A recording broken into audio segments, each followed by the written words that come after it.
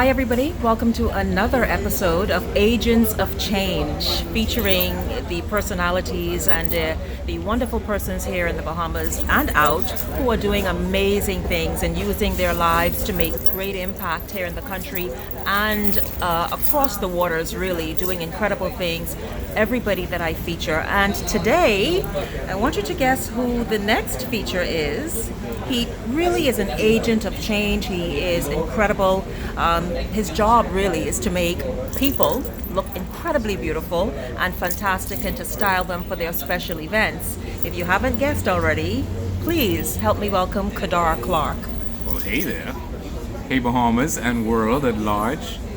Thanks for having me. Thank you. It's my pleasure. How are you doing? I'm good. It's kind of warm, but hey, we'll get through it. It's the Bahamas. Absolutely. Now, explain to us, please. I mean, you have done so much, and I'm so proud to see how you continue just to morph and become someone different while you maintain true to what your brand is and who you are. You have styled some of the biggest names in this country, outside the country, and you continue to push yourself more.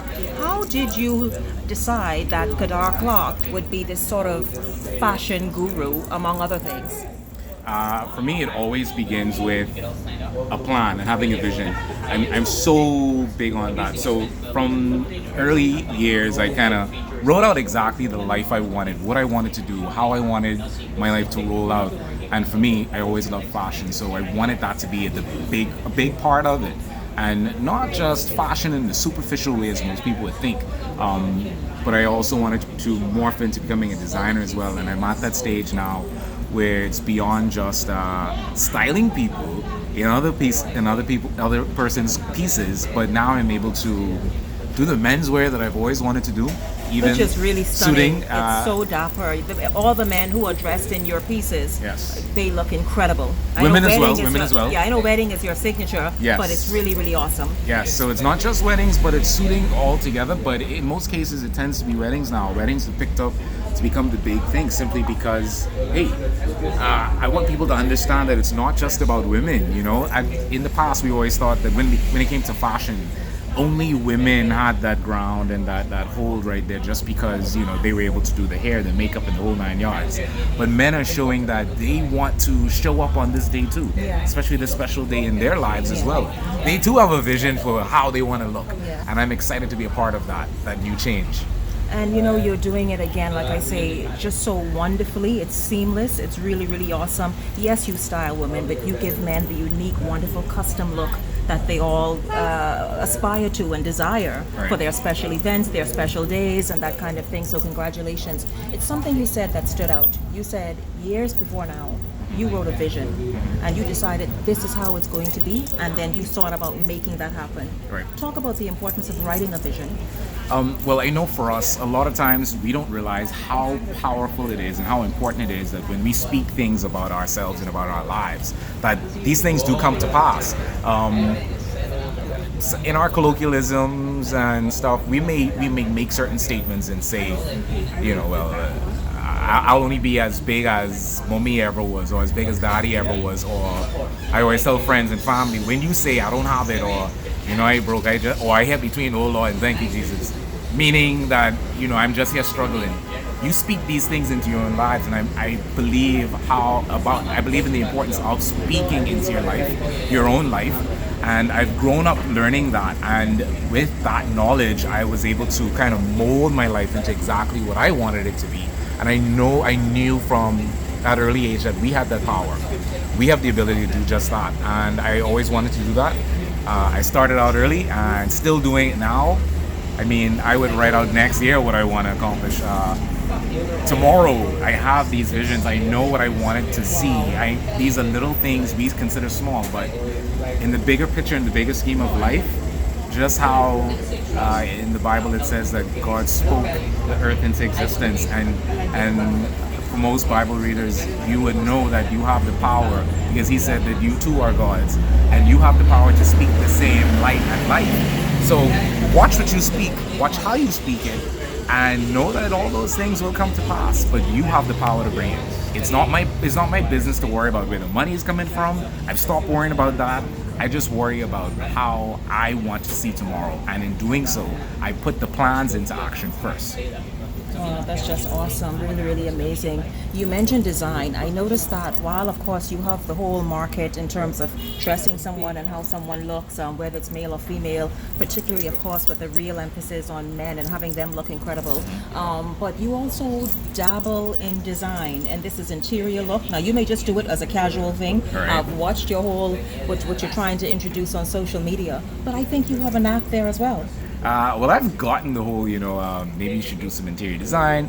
For me, it's so personal because, again, knowing what you've always wanted to see, I've always had this thing that my house should look a certain way, and I always wanted fresh flowers in my house and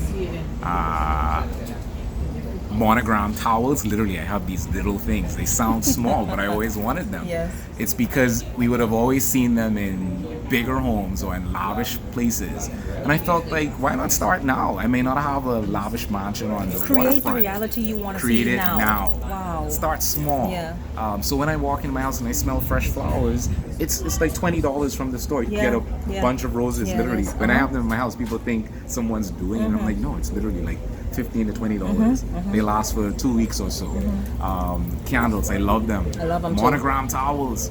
I promise you, it's very inexpensive, but these little And it details. sets the atmosphere It sets for it your for your home, mental and for your space mental too. Yeah, space as well. you I need love that. it. I totally love it. What word best describes you when you think about Kedar? What word would you think of? I can't even think about one word. I'm just eclectic and eccentric, and I just love